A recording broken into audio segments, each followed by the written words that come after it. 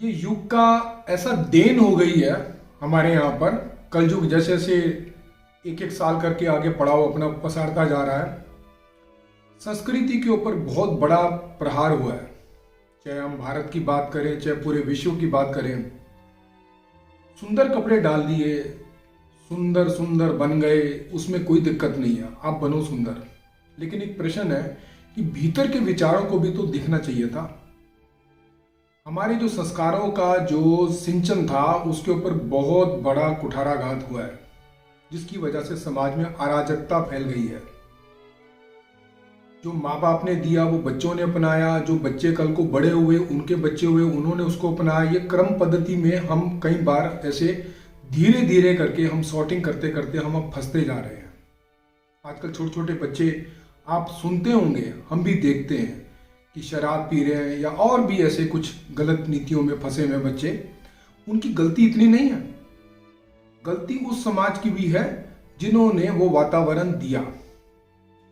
पैसा कमाने के लिए सब कुछ प्रक्रिया में पूरा समाज हाल धकेल दिया गया। भारत नहीं, पूरा विश्व इसमें लगा है। तो मैं दो पंक्ति में एक बच्चा गुहार लगाता है ईश्वर को, तो आप सुनिए। हम बच्चे इस विश्व की धरोहर हैं, हम बच्चों को अच्छे संस्कार दीजिए। शांति की बातें करने वालों झूठी बातें मत करो, हमें टीवी चैनलों से मुक्त करो। पैसे की अंधी दौड़ में तुम अपनी बुद्धि ठीक करो। ऋषि मुनि की भूमि पर तुम इतने पाप मत करो। देर आए दुरुस्त आए, अब तो अच्छे संस्कारों के घर आया करो।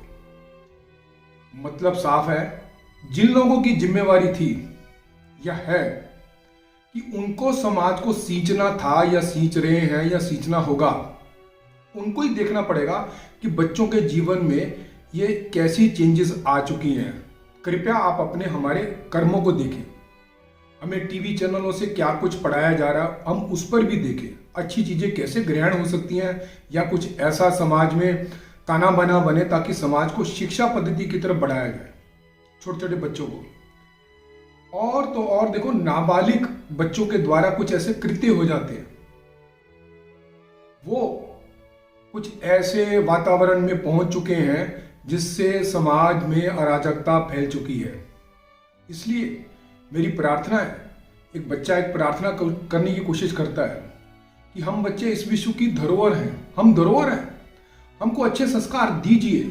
शांति की बातें करने वालों बड़े बड़े राजनेता और बड़े बड़े उद्योगपति, कृपया इस पर अमेंडमेंट कीजिए, ताकि हमको, आप सुधरेंगे तो हम सुधरेंगे।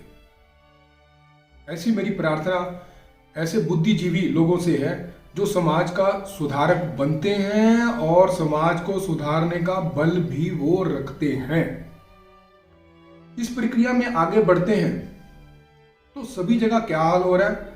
एक प्रश्न किया किसी ने कि मंदिर बना लिया हमने, मस्जिद बना लिया हमने, चर्च बना लिया हमने, गुरुद्वारा बना लिया हमने, क्या अपने आप को बना लिया हमने? ये तो शास्त्र रखने की और पढ़ने की विधिवत संस्थाएं हैं जहां पर हमारा संस्कार का सिंचन हो सकता है।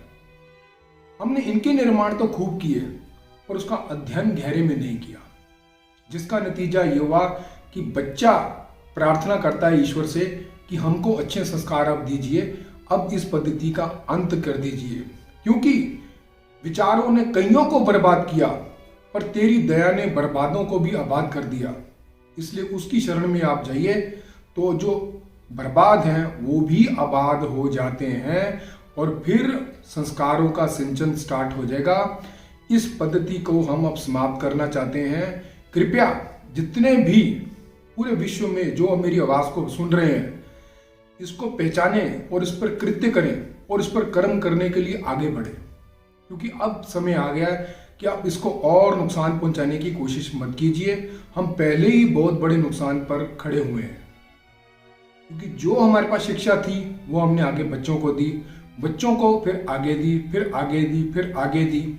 आप देखते जाइए कि पद्धति का क्या हाल हो गया।